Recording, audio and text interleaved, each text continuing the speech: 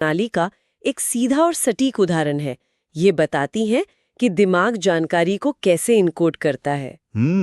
तो चलिए भूगोल के हिसाब से नहीं बल्कि सीधे मनोविज्ञान के हिसाब से शुरुआत करते हैं।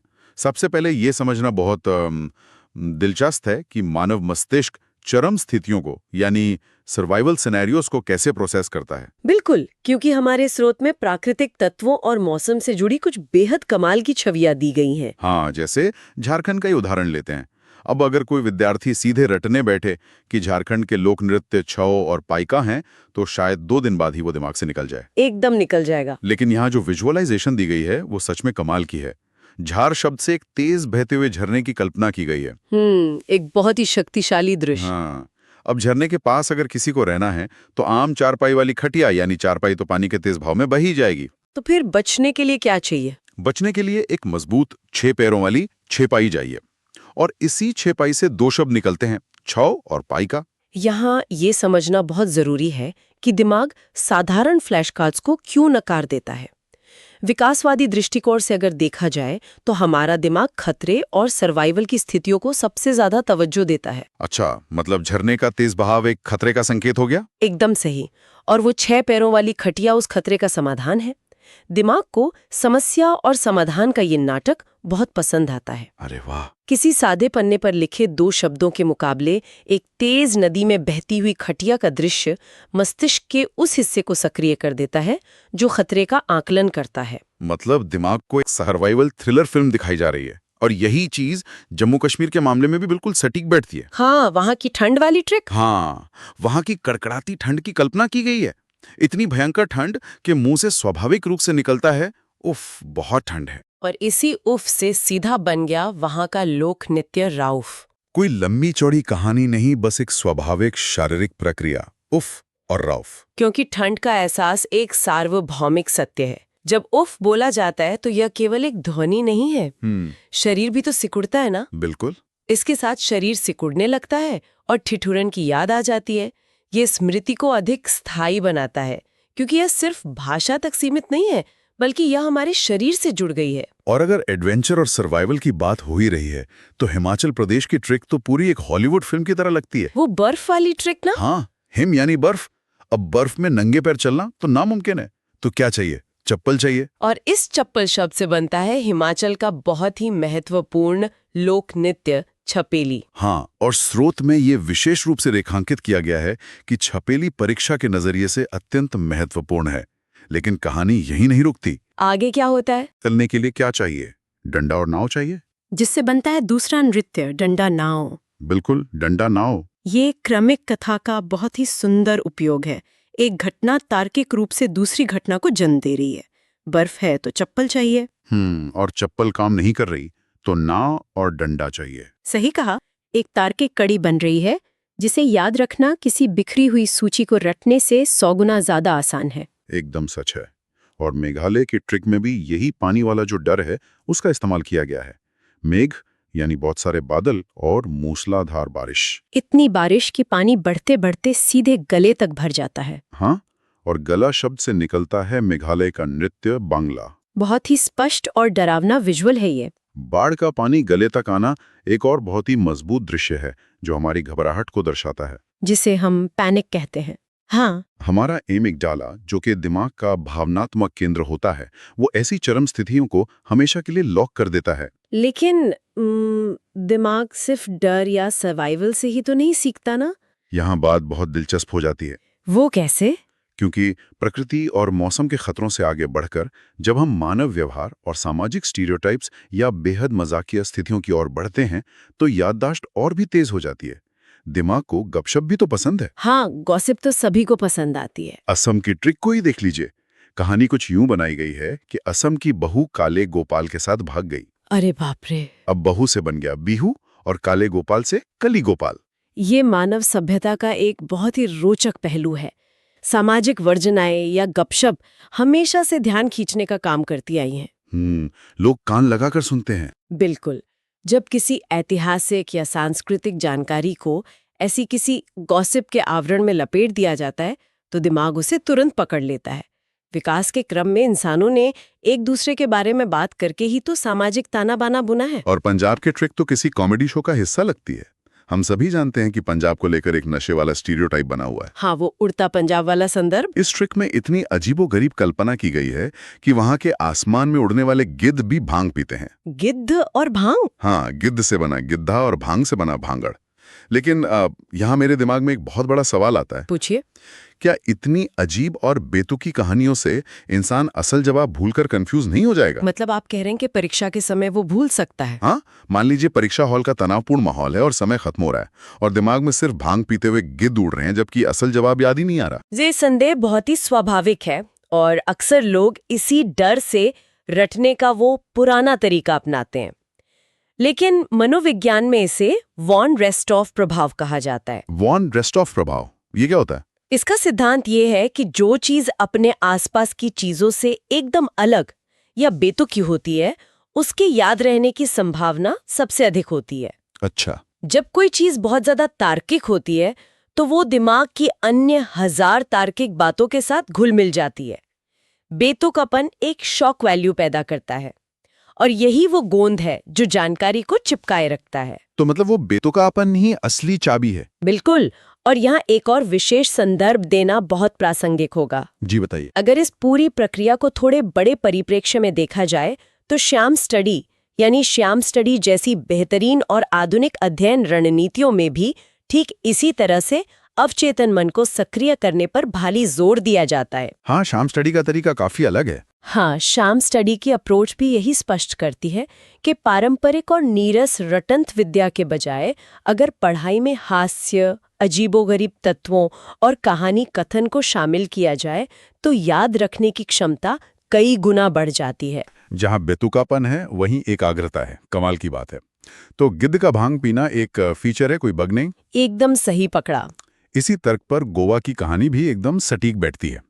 गोवा के बारे में ये ट्रिक कहती है कि वहाँ बोतल के ढक्कन बहुत खुलते हैं। हाँ, क्योंकि वो एक पार्टी डेस्टिनेशन माना जाता है। और इतने ढक्कन खुलते हैं कि हर संडे वहाँ बाकायदा ढक्कनों की मंडी लगती है। ढक्कन से याद आता है दक्कनी, जिसे कुछ जगह धनी भी कहा जाता है, और मंडी से मांडी। गोवा को लेकर जो एक आम धारणा है, इस ट्रिक ने बहुत ही चतुराई से उसी धारणा का फायदा उठाया है। एक परिचित धारणा को लेकर उसे एक अतिशोक्ति में बदल दिया गया। अतिशोक्ति मतलब बहुत बड़ा चढ़ाकर पेश करना? हाँ, ढक्कनों की मंडी लगना एक इतनी बड़ी अतिशोक्ति है जो दिमाग में किसी कॉमिक बुक जैसा चित्र उकेर देती है। और महाराष्ट्र की ट्रिक में तो जैसे बड़े शहरों के आम आदमी का दर्द ही छलक पड़ा है। वो कैसे? एक दोस्त को महाराष्ट्र जाने के लिए कहा गया तो उसने वहां के भयंकर ट्रैफिक के डर से मना कर दिया और जिद पकड़ ली कि भाई मैं वहां नहीं जाऊंगा, महाराष्ट्र को ही यही लाओ। महाराष्ट्र लाओ। हाँ, तो महाराष्ट्र लाओ के लाओ से बन गया लावणी। ट्रैफिक की कुंठा एक बहुत ही वास्तविक भावना है और उसकी प्रतिक्रिया में एक असंभव सी मांग करना कि एक पूरे राज्य को ही उठा लाओ, ये हास्य तो पैदा करता ही है। और साथ ही लावणी शब्द के शुरुआती अक्षरों को सीधे लाव से जोड़ देता है। बिल्कुल सही। अब हास्य और गपशप से होते हुए इस चर्चा को एक और अहम पहलू की ओर मोड़ते हैं, शारीरिक संवेदनाएं यानी फिजिकल सेंसेशंस। ये हिस्सा बहुत दिलचस्प है। राजस्थान की कहानी बहुत ही रोमांचक है। कल्पना कीजिए कि कोई राजस्थान गया, वहां उसने मशहूर कठपुतली नृत्य देखा। उसके बाद वो खूब घूमे और वहां रेगिस्तान की गर्मी इतनी तेज थी कि धूप एकदम सुई की तरह शरीर में चुभ रही थी। सुई की तरह चुभन। इस एक दृश्य से 3 नृत्य निकलते हैं, कठपुतली घूमने से घूमर और सुई की चुभन से सुईसीनी। और स्रोत में ये बार बार जोर देकर बताया गया है कि ये सुईसीनी नृत्य परीक्षा के दृष्टिकोण से बहुत अहम है। ये तो है। लेकिन सुईसीनी शब्द की ध्वनि और सुई की चुभन के बीच का ये संबंध सच में हैरान करने वाला है। ये एक बहुत ही महत्वपूर्ण विषय को सामने लाता है कि मल्टी सेंसरी लर्निंग आखिर काम कैसे करती है। बहुसंवेदी शिक्षा। हाँ, रटने की जो पारंपरिक विधि है वो केवल देखने या सुनने की क्षमता का बहुत ही सीमित उपयोग करती है। सही बात है। लेकिन जब कोई सुई की चुभन और चिलचिलाती गर्मी के बारे में सोचता है तो मस्तिष्क का वो हिस्सा सक्रिय हो जाता है जो दर्द और स्पर्श को प्रोसेस करता है। यानी वो केवल एक तथ्य को पढ़ नहीं रहा है, वो उस चुभन को अपने शरीर पर लगभग महसूस कर रहा है। सटीक। इसे टेक्टाइल मेमोरी कहा जाता है। ये रटने से बहुत बेहतर है क्योंकि यहाँ मस्तिष्क के कई अलग अलग हिस्से एक साथ मिलकर उस जानकारी को एनकोड कर रहे हैं। और इसी रोमांच को आगे बढ़ाते हुए अरुणाचल प्रदेश की ट्रिक देखते हैं। वहां तरुण नाम का एक लड़का है जिसने मुखौटा पहना और युद्ध लड़ने चला गया। अरुण चला युद्ध लड़ने मुखौटा पहनकर। हाँ, इससे सीधे तौर पर दो नृत्य मिल गए, युद्ध नृत्य और मुखौटा। ये तो एकदम किसी सुपर हीरो की ओरिजिन स्टोरी लग रही है। यहाँ राज्य के नाम का बहुत ही बेहतरीन व्यक्तिकरण किया गया है। मतलब राज्य को एक इंसान बना दिया। बिल्कुल। अरुणाचल जैसी एक निर्जीव भौगोलिक इकाई को अरुण नामक एक जीते जागते इंसान में बदल दिया गया। जब किसी जगह को एक इंसान का रूप दे दिया जाता है तो उसके साथ एक कहानी जोड़ना बहुत आसान हो जाता है। फिर नागालैंड की बारी आती है। अब नाग से तो सीधे सांप की याद आती है। स्वाभाविक है। लेकिन इस ट्रिक में एक अजीब ट्विस्ट है। इन सांपों की चोंच लंबी होती है। सांप और चोंच, ये तो कोई काल्पनिक प्राणी लग रहा है। हाँ, क्योंकि सांप की चोंच तो होती नहीं। लेकिन इसी लंबी चोंच से नृत्य का नाम निकलता है, चोंग। जीव विज्ञान के अनुसार सांप की चोंच नहीं होती, लेकिन ये गलत तथ्य ही इस ट्रिक की सबसे बड़ी ताकत है। फिर से वही बेतुकापन। हाँ, ये फिर से उसी बेतुकेपन की ओर इशारा करता है जहां प्रकृति के नियमों को तोड़कर एक इतनी अजीबोगरीब छवि बनाई जाती है कि उसे भुलाना नामुमकिन हो जाता है। और छत्तीसगढ़ की ट्रिक तो एकदम सीधे गणित की तरह है। वहां हर आदमी के पास 36 गाड़ी हैं। 36 और गाड़ी। हाँ, गाड़ी से बन गया गाड़ी नृत्य। इसे शाब्दिक समानता का बेहतरीन उदाहरण माना जा सकता है। Phonetic matching. हाँ, छत्तीसगढ़ और 36 गाड़ी ध्वनियां इतनी ज्यादा समान है कि दिमाग को कोई अतिरिक्त मेहनत करने की जरूरत ही नहीं पड़ती। अब इस विश्लेषण के सबसे बड़े मास्टरमाइंड सेक्शन पर आते हैं। चलिए देखते हैं। छोटे राज्यों या एक दो नृत्यों वाली जगह तो ठीक है, लेकिन जब किसी राज्य में कई सारे नृत्य हों तो उन्हें कैसे याद रखा जाए? ये एक बड़ी चुनौती होती है विद्यार्थियों के लिए। उत्तर प्रदेश की ये ट्रिक किसी महाकाव्य से कम नहीं है। एक पूरी लाइन, एक पूरा वाक्य दिया गया है। उत्तर में कजरी की रासलीला देख, छोरा नौटंकी कुल में आ गया। ये वाकई में एक बहुत ही शक्तिशाली वाक्य है। इस पर थोड़ा विस्तार से बात करनी चाहिए। चलिए इस एक लाइन का विच्छेदन करते हैं। सबसे पहले उत्तर से हो गया उत्तर प्रदेश, कजरी से कजरी नृत्य, रासलीला से रासलीला, उसके बाद जो छोरा शब्द है उससे बना झोरा नृत्य, फिर नौटंकी से नौटंकी और अंत में कुल शब्द से बना चरकुला। पूरे 5 लोक नृत्य सिर्फ एक अर्थपूर्ण वाक्य में समा गए। और स्रोत ने यह स्पष्ट रूप से रेखांकित किया है कि ये चरकुला नृत्य विशेष रूप से ब्रजभूमि से संबंधित है और यूपीपीसीएस जैसी राज्य स्तरीय परीक्षाओं के लिए तो ये अत्यधिक महत्वपूर्ण है। मनोविज्ञान की भाषा में इस पूरी प्रक्रिया को चंकिंग कहा जाता है। चंकिंग। हाँ, शोध बताते हैं कि मानव मस्तिष्क की शॉर्ट टर्म मेमोरी एक बार में 7 से ज्यादा अलग अलग चीजों को याद रखने में संघर्ष करती है। अगर कोई 5 अलग अलग नृत्यों को अलग अलग याद करने की कोशिश करेगा तो वो निश्चित रूप से कुछ भूल जाएगा। इसे समझने के लिए एक उदाहरण लेते हैं। मान लीजिए किसी को हाथ में 7 खुले हुए संतरे लेकर जाने हैं। तो क्या होगा? वो चलते हुए एक संतरा गिराएगा, उसे उठाएगा तो दूसरा गिर जाएगा।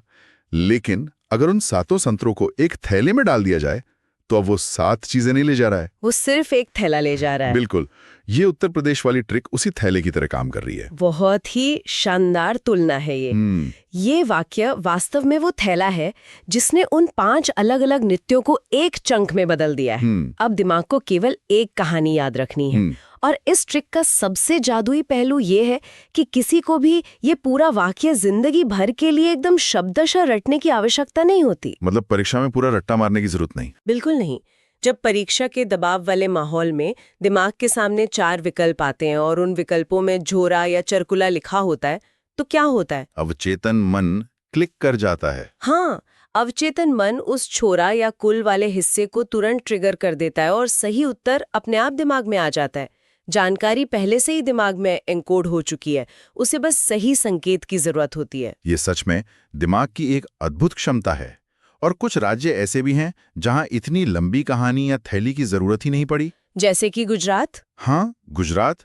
वहां का गरबा और डांडिया पूरे देश में इतना प्रसिद्ध है कि उसके लिए किसी ट्रिक की आवश्यकता ही महसूस की गई। जब कुछ चीजें सामूहिक सांस्कृतिक स्मृति का इतना गहरा हिस्सा बन जाती हैं, जब वे त्योहारों और टीवी के जरिए लगातार सामने आती रहती हैं, तो उनके लिए किसी ट्रिक की जरूरत नहीं होती। एकदम सही कहा। इसके अलावा अगर उत्तराखंड को देखें तो उसे नदियों का गढ़ कहा जाता है।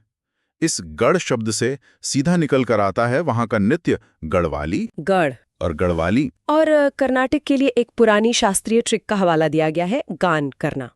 करना से कर्नाटक और गान से यक्षगान। और यहाँ एक बहुत ही दिलचस्प ऐतिहासिक तथ्य ये भी बताया गया है कि यक्षगान करने वाले कलाकारों को लोक नायक कहकर पुकारा जाता है। इस पूरी चर्चा में एक और बात का ध्यान रखना बहुत जरूरी है, जो स्रोत में एक विशेष स्पष्टीकरण के तौर पर दी गई है। कथकली के बारे में। हाँ, ये कि कथकली को लोक नृत्यों की श्रेणी में नहीं रखा जाता, बल्कि वह एक शास्त्रीय नृत्य है। प्रतियोगी परीक्षाओं में इस तरह के सूक्ष्म अंतरों को याद रखना बहुत महत्वपूर्ण होता है, क्योंकि प्रश्न पत्र बनाने वाले अक्सर इन्हीं अपवादों पर सवाल पूछते हैं। तो अगर इस पूरे सफर को समेटने की कोशिश की जाए तो ये देखा जा सकता है कि कैसे भागती हुई असम की बहू, आसमान में भांग पीते गिद्धों, झरने के पास की 6 पैरों वाली खतिया और राजस्थान की सुई जैसी चुभती गर्मी के जरिए पूरे भारत का सफर तय किया गया।